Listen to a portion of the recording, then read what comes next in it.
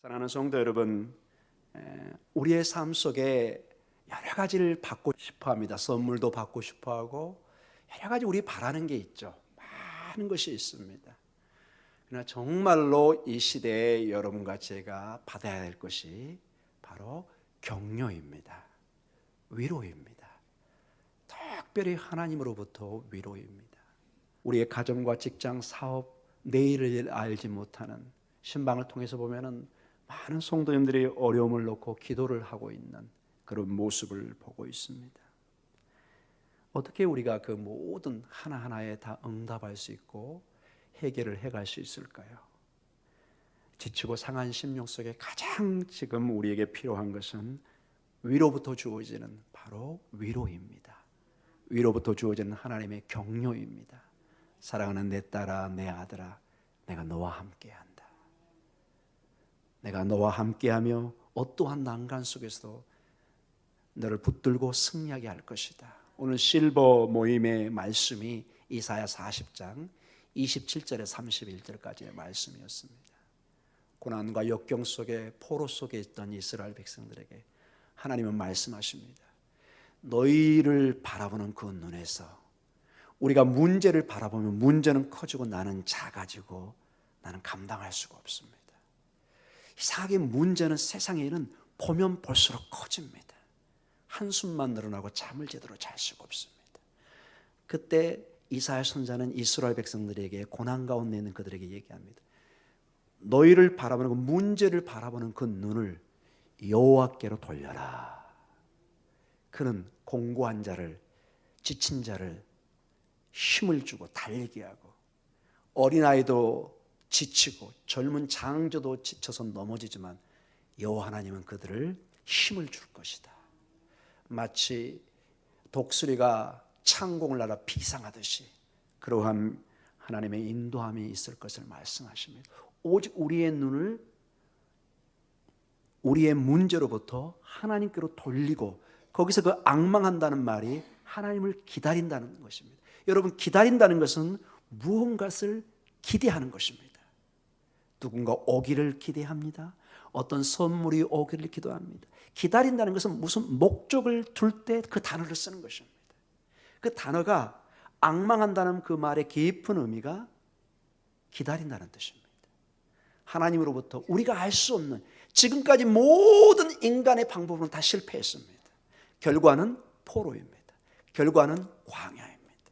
그 광야의 꽃을 피게 하고 그 광야의 길을 내게 하고 메마른 땅에 이른 비와 늦은 비는 우리의 한계를 뛰어넘습니다. 온 대지가 가물었습니다. 우리가 수도꼭지 틀어가지고 물을 준다고 적실 수가 없습니다. 방법은 오직 하늘로부터 단비가 내려야 됩니다. 여러분 동의하시죠? 다른 방법이 없습니다. 궁극적으로 우리에게 답은, 이 열쇠는 하나님께로부터, 하나님이 그 열쇠를 따야 됩니다. 오늘 이 본문의 1절에서부터 12절까지 보면은 우리는 언뜻 유두고의 사건을 통해서 3층에 떨어져서 졸다가 죽는 사건이 일어났죠. 그래서 많은, 제가 어렸을 때 부흥사 우리 목사님들, 선배 목사님들을 보면은 설교 때 졸면 큰일 납니다, 죽습니다, 뭐 이런 식으로 예화도 들고 굉장히 이 사건으로 여러 가지 강의 때나 설교 때나 졸면 안 되고 집중해야 되고 주로 이런 식으로 사용할 때가 많은 걸 보는데, 오늘 본문을 제가 커서 다시 보니까 거기는 한참 초점을 잃어버린 설교인 것을 알게 됩니다. 오늘 이 본문에서는 그걸 말하려고 하는 것이 아닙니다. 오히려 유두고의 처지를 훨씬 더 긍정적으로 봅니다. 저는 오늘 이 본문의 말씀을 통해서 정말 그 유두고 하루 종일 일하다가 저녁에 와가지고 정말 집에 그냥 누워 자도 되는데, 이 시간에 안 와도 되는데 그 지친 몸을 걸고 하나님의 말씀이 선포되니까, 그리고 그 말씀이라는 게 항상 기회가 있잖아요. 바울은 언젠가 떠나가요. 곧 떠나갑니다. 그 기회를 놓치지 않기 위해서 와서 안전은 있는데 졸면서 힘들어합니다. 그리고 우리가 그 본문을 보면 알겠지만은 졸 수밖에 없는 환경입니다. 첫째, 그는 너무 하루 종일 일을 해서 피곤합니다. 둘째로 잔뜩 등불을 켜놨습니다. 연기가 자욱하고, 여러분 좁은 방에 등불을 막 태우면 뭐가 사라지나요? 산소가 사라집니다. 특징이 뭐죠? 우리는 졸리는 것입니다. 그래서 이 본문을 가만히 보면은 유두고의 잘못은 전혀 언급하는 게 아니에요.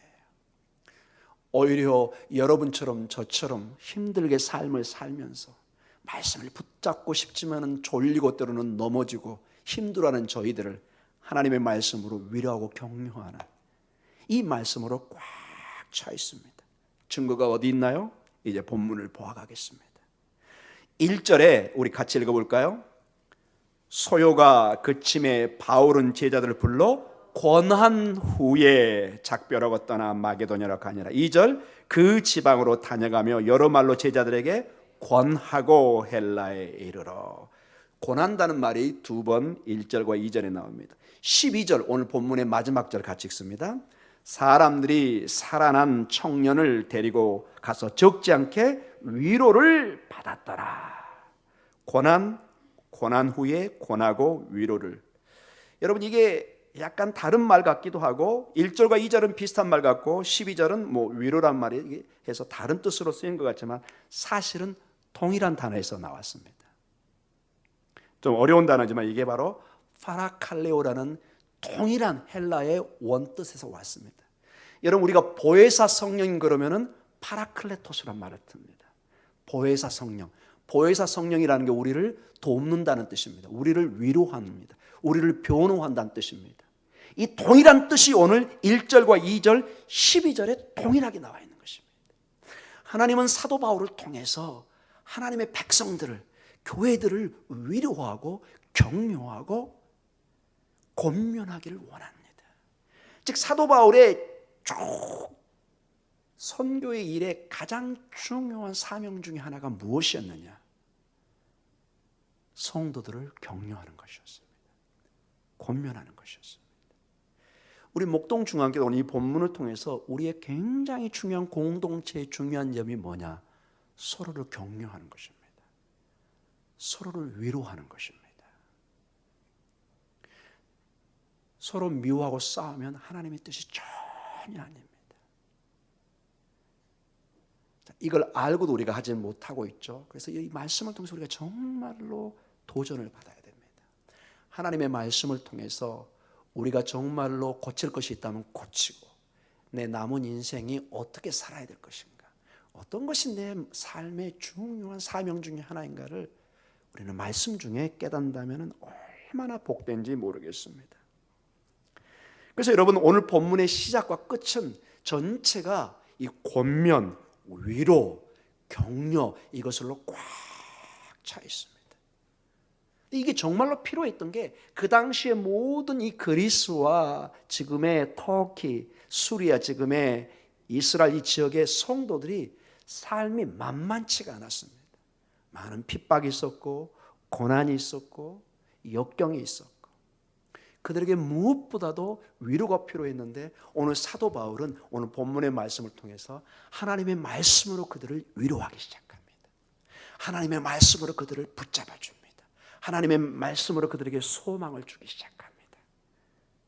우리가 구체적으로 오늘 본문의 말씀을 보면서 이러한 큰 성경의 뜻을 우리가 깨닫고 우리의 삶에 서로가 격려하고 먼저는 하나님께로부터 격려를 받고 서로가 격려해 갈 때 여러분도 살고 우리도 살고 교회가 살고 가정이 살고 직장과 사업이 살아나는 것입니다. 이 격려는 놀라운 파급 효과가 있습니다. 싸움과 미움은 또 놀라운 부정적인 파급 효과가 있습니다. 여러분이 하나 되고 여러분이 격려하면 여러분의 삶의 변화가 일어나기 시작합니다. 여러분의 얼굴이 변화되기 시작합니다. 여러분의 입술이 변화되기 시작합니다. 여러분의 가정이 변화되기 시작합니다. 여러분의 직장이 변화되기 시작합니다. 그것이 하나님의 축복이 임합니다. 이른 비와 늦은 비의 축복이 임합니다. 자, 먼저는 1절에서 5절까지 이 사도 바울의 이제 전체 일정이 수리아를 통해서 예루살렘으로 돌아가기를 원합니다. 최종적으로 예루살렘에 돌아가는데 오늘 마게도냐와 그리스 교회를 거쳐서 갑니다. 이 교회들을 격려하는 모습이 오늘 나옵니다. 우리 1절에서 5절을 다시 한번 읽어볼까요? 1절부터 읽습니다. 소요가 그침에 바울은 제자들을 불러 고난 후에 작별하고 떠나 마게도냐로 가니라. 그 지방으로 다녀가며 여러 말로 제자들에게 권하고 헬라에 이르러 거기 석 달 동안 있다가 배 타고 수리아로 가고자 할 그때 유대인들이 자기를 해하려고 공모함으로 마게도냐를 거쳐 돌아가기로 작정하니 아시아까지 함께 가는 자는 베레아 사람 브로의 아들 소바도와 데살로니가 사람 아리스다고와 세군도와 더베 사람 가이오와 및 디모데와 아시아 사람 두기고와 드로비무라. 그들은 먼저 가서 드로아에서 우리를 기다리더라. 아멘. 여기 1절에 보면은 마게도냐, 2절에 헬라, 즉 마게도냐에 있는 교회, 즉 여기 마게도냐 교회는 주로 데살로니가 빌립보 교회입니다. 그리고 헬라 지역, 이 지역은 이제 전체로 주로 고린도 교회, 이런 교회가 다 포함되어 있는 교회들입니다. 이 교회들을 권면하게 하고 격려하고 위로합니다. 계속 사도 바울의 말씀을 통해서 전부 다 초대교회가 생겨났습니다. 여기저기 교회가 생겨났습니다. 사도 바울은 내외로 두지 않고 1차, 2차, 3차에 걸쳐서 늘 이 순회 공연하듯이 교회를 돌면서 성도들을 권면, 즉 위로, 격려하기 시작합니다. 하늘의 소망으로 다시 한번 일어서기를. 그래서 여러분, 우리 신앙은 여러분 예수 믿고 그냥 자라가지 않습니다. 마치 우리 아이들이 부모의 밥만 먹여서 자라가는 게 아니잖아요. 밥도 주고 옷도 입혀주고, 겨울에는 겨울옷, 여름에는 여름옷, 봄에는 무슨 옷? 봄옷. 단순하지만 이게 쉽지 않다는 걸 여러분 아실 것입니다. 애 하나 키우는 것이 얼마나 어렵다는 걸 여러분 잘 아십니다. 그러나 도와주지 않으면 크질 못합니다. 여러분. 이 아이가 10년, 20년의 큰 보살핌과 격려와 위로가 없이는 하나님의 훌륭한 자녀로 성장하지 못하는 것을 보게 됩니다. 하나님의 교회 성도들도 서로 격려가 필요합니다. 우리 새가족이 옵니다. 우리 새로운 분들이 옵니다. 여러분 왔는데 그냥 쳐다보나 뭐 별로 관심도 없고 말대꾸도 하지 않고, 식사할 때 그냥 뭐 밥 먹는지 안 먹는지, 뭐 이 사람이 있는지 없는지. 좀 심한 얘기로 여러분, 주님이 여러분을 그렇게 대한다면 어떻게 하실 거예요, 여러분? 나중에 주님이 여러분 나중에 여러분을 대면하면은 몹시 서운하겠죠, 여러분. 그래서 어떤 분은 그런 얘기를 씁니다. 새 가족은 새롭게 오는 예수님의 얼굴들이다.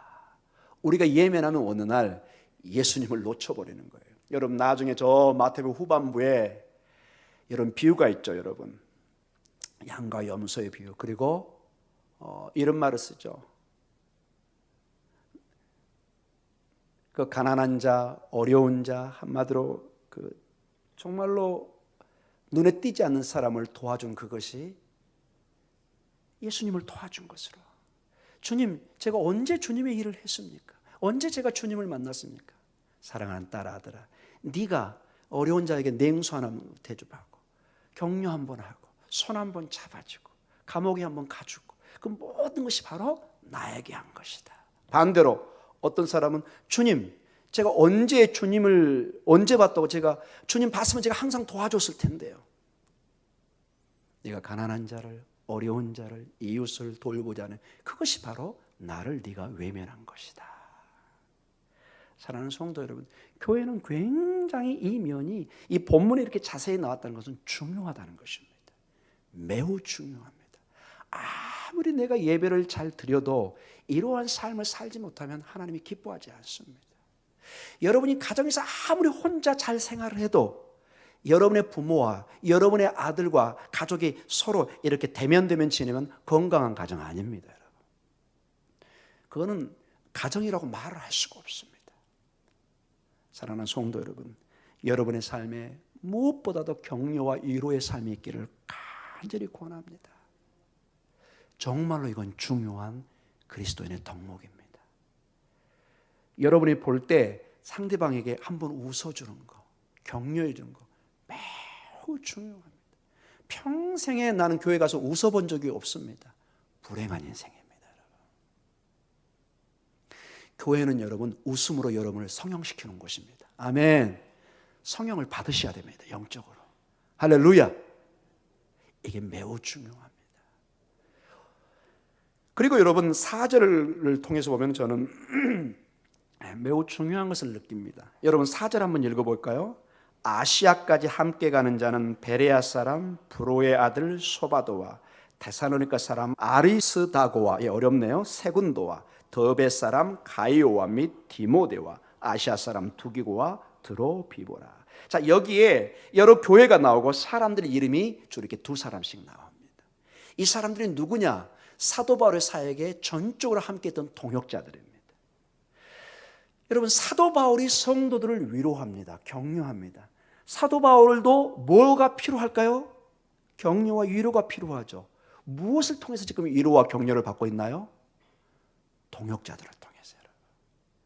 우리는 언뜻 생각에 사도 바울은 슈퍼스타, 혼자 모든 걸 한 걸로 언뜻 생각을 합니다. 사도 바울 혼자 독불장군처럼. No, 전혀 맞지 않습니다, 여러분. 모든 서신서나 이 내용을 본 사도 바울은 항상 누가 있었어요? 돕는 사람이 있었습니다. 여기 구체적으로 이름이 나옵니다. 사도 바울의 사역에 절대적으로 돕는, 여기에 이 남자들 주로 이름이 나왔는데 주로 사도행전 다른 부분이나 다른 고린도 여러 교회 보면은 여성들 이름도 많이 나옵니다. 절대적으로 그를 집에 초대해서 식사를 대접하고 잠을 재우고 선교 여행을 떠나게 하고 같이 일을 하고 함께. 사랑하는 성도 여러분, 함께 동역한다는 것이 이렇게 중요합니다. 두 번째로 이제 사도 바울은 드로아 교회를 격려하기 시작합니다. 드로아 교회. 우리 6절에서 12절 같이 읽습니다. 우리는 무교절 후에 빌립보에서 배로 떠나 닷새 안에 드로아에 있는 그들에게 가서 이레를 머무니라. 그 주간의 첫날에 우리가 떡을 떼려 하여 모였더니 바울이 이튿날 떠나고자 하여 그들에게 강론할세 말을 밤중까지 계속하며 우리가 모인 윗다락에 등불을 많이 켰는데 유두고라 하는 청년이 창에 걸터 앉아 있다가 깊이 졸더니 바울의 강론하기를 더 오래 하며 졸음을 이기지 못하며 3층에서 떨어지거늘 일으켜 보니 죽었는지라. 바울이 내려가서 그 위에 엎드려 그 몸을 안고 말하되 떨들지 말라, 생명이 그에게 있다 하고 올라가 떡을 떼어 먹고 오랫동안 곧 날이 새기까지 이야기하고 떠나니라. 사람들이 살아난 청년을 데리고 가서 적지 않게 위로를 받았더라. 아멘. 이제 드로아에 도착해서 7절에 주간의 첫날, 즉 주일입니다. 이건 중요한 기록입니다. 이들이 이 주일을 정기적으로 모여서 예배드렸다는 중요한 문서적인 이게 증거입니다. 떡을 떼다, 이게 뭘까요? 성만찬을 하는 것입니다. 주님의 말씀을 초대교회가 불과 몇십 년밖에 안 됐습니다. 주님이 돌아가신 지. 근데 이걸 그대로 교회가 생명처럼 지키고 있는 것입니다. 근데 여러분 8절 한번 봐보세요. 자, 7절 한번 읽어볼까요? 그 주간의 첫날에 우리가 떡을 떼려 하여 모였더니 바울이 이튿날 떠나고자. 자, 그 뒷날 떠나야 되니까 시간이 많잖아요. 그래서 그들에게 강론할세 말을 밤중까지 계속하며. 자, 가끔 여러분 그런 건 있죠. 너무너무 은혜스럽고 좋긴 한데 목사님 설교가 좀 길다. 근데 여기는 너무 길어요. 밤중까지. 이게 헬라어로 보면은 12시예요. 12시. 사도 바울이 떠나야 되면 오래 머물지는 못해요. 그래서 말씀을, 여기 강론이라는 건 말씀을, 복음을 전하기 시작합니다. 그리고 이 분위기를 봐보세요. 8절에 같이 읽을까요? 우리가 모인 윗다락에 등불을 많이 켰는데. 자, 좁은 공간에 막 등불을 켜서, 이게 올리브 등입니다, 여러분. 막 연기가 올라오죠. 산소는 부족하죠. 여러분 이해하시겠죠? 이분들이 하루 종일 일도 안 하다가 이 말씀을 드릴까요? 평상시 생활을 다 하시는 분들이죠. 농사도 하고. 여러분 알다시피 옛날 우리 시골 농사, 여러분 얼마나 힘듭니까, 여러분? 우리가 상상하기 힘들 정도로 하루 종일 밭에 가서 일하고 논에서 일하는 그런 모습을 우리가 보잖아요. 여러분 중동은 다를까요? 거기도 힘들죠. 사람 사는 곳에 쉬운 곳이 어디 있습니까, 여러분? 하루 종일 일하고 밤에 이제 모여서 그냥 말씀을 듣는데, 여러분 막 어두우니까 전기 켜는 게 아니라 이제 등불을 켜는데, 우리 같으면 촛불, 초롱불, 그렇죠? 호롱불, 우리 옛날 그 단어 있잖아요. 우리 어렸을 때만 해도 등불이 전기가 없었잖아요. 그러니까 이렇게 호롱불, 초롱불 켜고. 그러니 이게 막 많이 켜니까 얼마나 여러분 이산화탄소가 많이 나고 이게 공기가 적어지면서 이제 굉장히 사람이 졸리기 시작하죠. 그러면서 한 유도가는 청년이 있습니다. 청년은 어떨까요, 여러분? 그 당시에 가장 일을 많이 해야 되는 나이입니다, 여러분. 매우 피곤한 사람입니다, 여러분. 유도고란 한 사람이 참 대단합니다. 청년이 와서 말씀을 듣는데 이제 어른들은 다 앞에 앉고 자기는 젊으니까 주로 어디에 앉아서요? 창문 뒤에 앉아 있는 거예요, 이제. 근데 이게 금방 끝날 줄 알았는데 이게 시간이 3시간, 4시간, 5시간 막 가는 거예요, 이제. 너무너무 졸린 거예요. 여러분, 유도가가 졸렸다는 건 다른 사람은 어땠을까요? 졸린 거예요, 여러분. 졸렸어요. 다행히 그 사람들은 땅바닥에 앉아 있어서 안 넘어요. 얘는 이제 주로 젊은 애들 주로 이렇게 어디 걸터앉기 좋아하잖아요. 이따가 뒤로 3층이니까 여러분 그대로 떨어져서 사실은 죽어서 큰일이 난 겁니다, 여러분.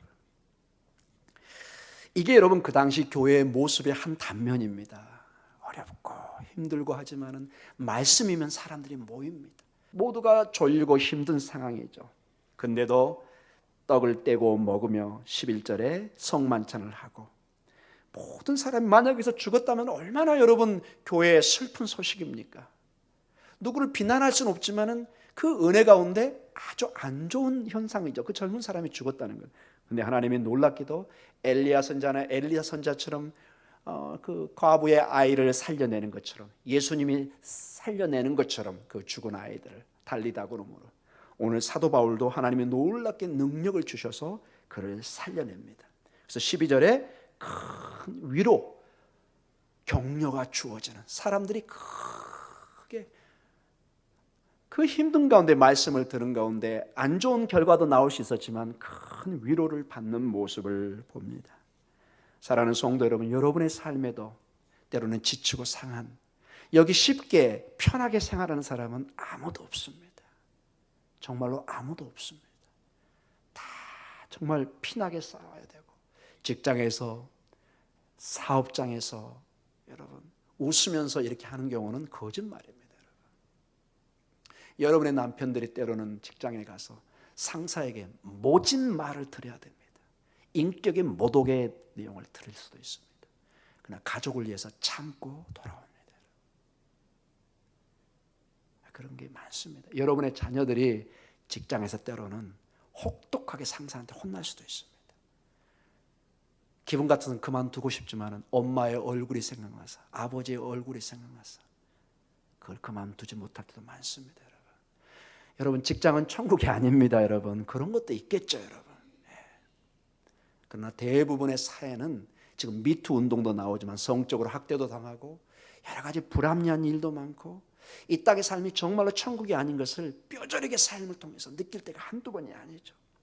그러니 교회만큼은 뭐를 해야 되죠? 위로를 해야 되는 것입니다. 교회까지도 와서도 이 위로를 받지 못하면 우리는 어디서 안식을 찾게 됩니까? 사랑하는 성도 여러분, 정말로 오늘 성경은 우리에게 부탁합니다. 광야의 삶, 그 떼약볕과 같은 어려운 삶 속에 교회 안에서는 하나님의 위로, 하나님의 평강, 하나님의 샬롬, 하나님의 생명의 위로와 격려가 있기를 간절히 축원드립니다. 이곳에서는 여러분 우리가 연약한 자들이, 부족한 자들이 힘을 얻는 것입니다. 집사님 힘내세요. 저희가 기도하고 있습니다. 권사님 힘내세요. 저희가 기도하고 있습니다. 권사님이 병원에서 나옵니다. 수술이 있었습니다. 아무도 기도해 줬을 때, 기도해 주지 않을 때 얼마나 마음이, 말은 안 하지만 마음에 섭섭함과 힘듦이 있겠습니까? 그런데 누군가 나를 위해서 기도하고 있습니다. 누군가 나를 위해서 격려해 주고 있습니다. 그게 말할 수 없는 힘이 되는 것입니다. 오늘 본문은 격려로 시작해서 격려로 마치고 있습니다. 권면으로 시작해서 권면으로, 위로로 시작해서 위로로 끝나고 있습니다. 이것이 바로 교회 성도의 삶의 모습이라는 것입니다. 어찌하든지 교회는 그래서 이렇게 살도록 힘을 써야 됩니다. 그래서 교회의 싸움은 이거는 무조건 99.9% 마귀가 주는 것입니다. 교회를 분열시키기 위해서. 여러분 싸울 때 그 사람들의 눈빛을 봐보세요. 정상이 아닙니다, 여러분. 기도하는 사람들이 그들을 보면요, 이게 눈이 번뜩거립니다, 여러분. 평상시 그 사람의 모습이 아니에요, 여러분. 사악한 말이 갈 때 평상시 그 사람의 모습이 아니에요. 마귀가 지금 마치 뱀을 통해서 말을 하듯이 독한 말을 하게 합니다. 그분도 집에 가서 막 후회합니다. 내가 왜 그랬는가? 근데 이미 뱉어진 말은 강한 비수처럼 상대방에 꽂혀 있습니다. 그 말을 들은 사람은 또 언젠가 또 그 말을 내뱉습니다. 이게 엄청난 부정적인 영향을 줍니다, 여러분.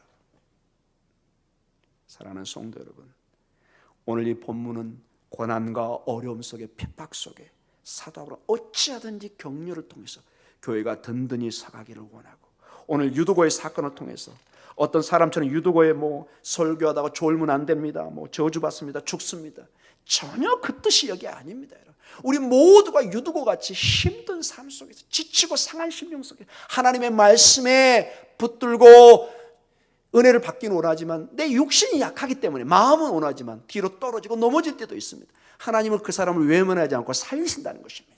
위로하신다는 것입니다. 오늘 본문이 그걸 얘기합니다, 여러분. 설교하다 졸지 말라. 물론 목사 입장에서는 좋은 설교감이 될지도 모르지만 전혀 본문을 잘못 해석한 것입니다.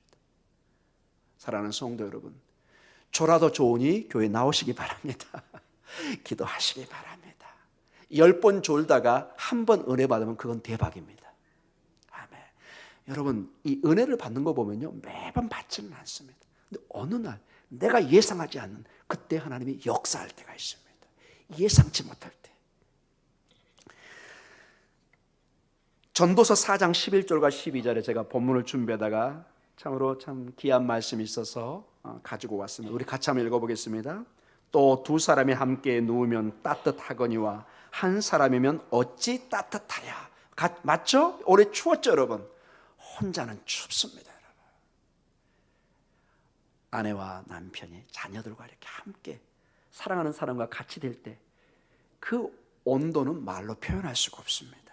12절은 또 중요한 얘기가 나와 있습니다. 같이 읽습니다. 한 사람이면 패하겠거니와 두 사람이면 맞설 수 있나니 세 겹줄은 쉽게 끊어지지 아니하느니라. 아멘. 중요한 영적 진리를 가지고 우리에게 말씀해 주십니다. 수천 년의 삶의 지혜입니다. 혼자는 쓰러지고 넘어집니다, 여러분. 여행도 그래서 여러분 혼자 하는 것은 매우 위험합니다, 여러분. 최소한 여행은 두 사람 이상을 해야 됩니다. 등산도 마찬가지고 뭐든지 혼자는 편하긴 한데 매우 위험합니다. 위험에 대처할 수가 없어요. 신앙생활도 절대로 혼자 독불장군은 없습니다. 아무리 여러분 혼자 기도하고 뭐 하지만은 성도와 함께 하지 않으면 그것은 병든 신앙입니다. 나 개인적으로는 매우 뛰어난 신앙을 가지고 있는데 이상한 교회 관계가 내가 불편하다. 내 신앙에 문제가 있는 것입니다. 주님을 만나는 사람은, 교회 안에 있는 사람은 반드시 공동체에서 함께하는 것을 배우게 되어 있습니다. 여러분의 가정의 자녀를 반드시 생각해 보십시오. 부모 입장에서 자녀가 어찌하게 사는 것을 여러분이 가장 바라는가요? 여러분의 아들, 딸들이 어떻게 살기를 가장 원하세요? 막 싸우기를 원하세요? 밥도 막 돌아서서 먹기를 원하세요? 밥 들고 다 자기 방에 들어가가지고 엄마 내 방에 가서 먹을게요. 경을 칠 일입니다, 여러분. 온 식구가 어디 가서 같이 먹어야 돼요? 식탁에 앉아서 같이 얼굴을 맞대고 먹어야죠, 여러분.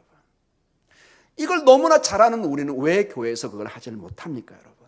왜 우리는 자꾸 따로 밥을 먹으려고 합니까? 왜 따로 놀려고 합니까? 건강하지 못합니다, 여러분. 주님의 마음을 매우 슬프게 하는 것입니다. 제가 이 신앙의 격려의 문제, 이거를 이제 한 예를 들면서 오늘 기도하기를 원합니다. 얼마나 격려가, 위로가 중요한지 역사를 바꿀 수가 있습니다. 뭘 바꿀 수 있다고요? 역사를. 한 예를 실하기 때문에 실제 일기에 적힌 내용이고 이게 실제 일어나기 때문에 제가 오늘 가져왔습니다. 이건 제가 만든 게 아닙니다, 여러분. 여러분, 요한 웨슬리, 감리교의 창시자죠. 그 다음에 윌버포스, 좀 어려운 사람의 이름인데 이 사람이 영국에 처음으로 노예 제도를 폐지시킨 사람입니다. 윌버포스, 유명한 노예 제도를 폐지한 사람이었습니다.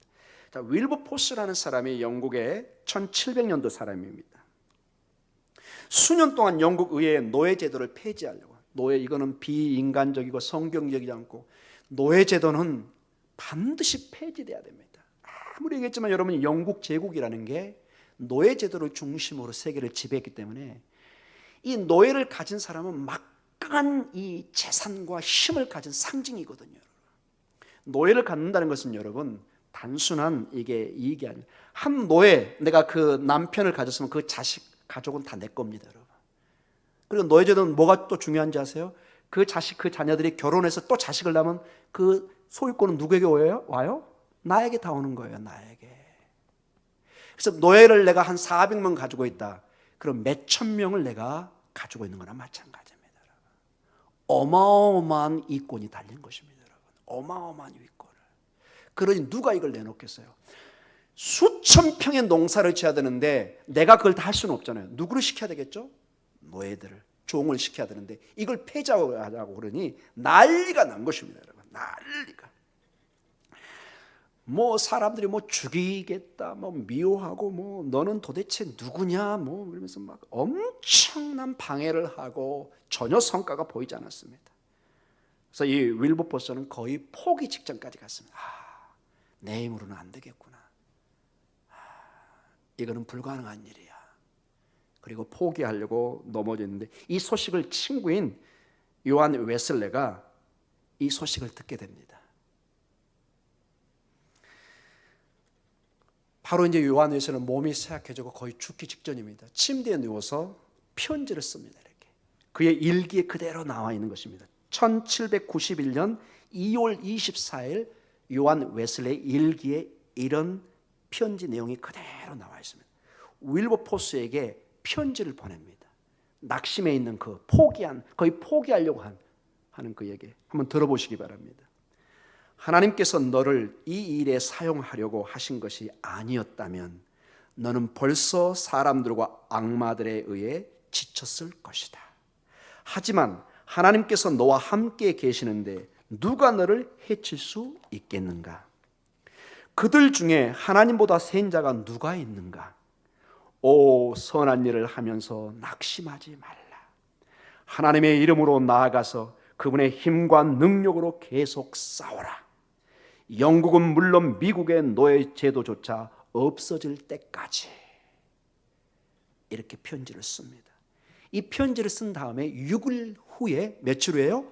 6일 후에 요한 웨슬레는 임종을 합니다. 그 젊은 윌버포스에게 이 편지를 쓰고 바로 6일 후에 임종을 합니다. 이 편지를 받은 윌버포스는 그 후에 45년 동안, 몇 년이요? 45년 동안 더 싸웁니다. 노예 폐지를 놓고. 그리고 1833년 죽기 전 3일 전에, 윌버포스가 죽기 전 3일 전에 영국에서는 노예 제도가 공식적으로 폐지가 됩니다. 이게 역사의 기록입니다, 여러분. 노예 제도 폐지가 실행되는 데는 이후로 시간이 좀 더 걸리긴 했습니다. 이게 이제 실제로 실행되기 위해서는. 그러나 역사상 위대한 이종표가 되는 이 사건은 친구인, 뭐 친구라기보다는 훨씬 나이가 많지만 친구 관계였던 요한 웨슬레의 격려가 없었으면 사실은 일어날 수 없는, 윌버포스는 아마 포기하고 손을 놨을 것입니다. 내 때는 이게 안 되나 보다, 하나님의 뜻이 아닌가 보다. 그러나 요한 웨슬레의 그 격려 편지를 받고 45년을 싸웁니다. 그래, 하나님은 내 편이다. 노예 제도는 분명히 하나님이 싫어하는 제도다. 이건 내가 목숨을 걸고 싸워야 된다. 항상 그 편지를 되뇌이면서 싸워서 정말로 영국에서 공식적으로 이 노예 제도를 폐지하는 것을 보게 됩니다. 사랑하는 성도 여러분, 이렇게 격려와 위로는 위대한 힘이 있습니다. 여러분의 삶에도 격려와 위로를 통해서 많은 사람들에게 용기를 얻고 힘을 내게 하는 여러분 되시길 주님의 이름으로 축원합니다. 히브리서 3장 13절이 오늘 본문의 마지막 본문입니다. 같이 기도할 본문입니다. 같이 읽습니다. 오직 오늘이라 일컫는 동안에 매일 피차 권면하여 너희 중에 누구든지 제 유혹으로 완고하게 되지 않도록 하라. 오늘이다 일컫는 동안에 매일 피차 권면하여 서로 위로하라고 그럽니다. 히브리서 기자가 오늘 성도들에게 강조하는 것이 서로 위로하라는 것입니다. 권면하라. 내일요? 한참 후에요? 언제요? 오늘, 즉 지금입니다. 지금. 제가 농담식으로 한번 얘기했죠. 사람들은 금을 좋아한다고. 그랬더니 집에 왔던 그 와이프가 그랬대요. 여보, 나는 현금이 좋아해. 현금. 지금 우리가 좋아하는 건 뭘까요? 우리가 정말 좋아해야 될 게 지금입니다, 여러분. 오늘이라는 지금. 지금이 매우 소중합니다. 지금 여러분 권면하셔야 됩니다. 내일 권면할 거야. 내일 위로할 거야. 내일 되면 안 됩니다, 여러분. 그리고 내일 여러분 생명이 있다고 보장도 못 합니다, 여러분. 오늘 시간이 있고 기회가 있을 때 사도 바울이 하나님의 백성들을 권면하고 위로했듯이 여러분의 삶에서도 서로 위로하고 권면하는 복된 삶이 있기를 주님 이름으로 축원합니다.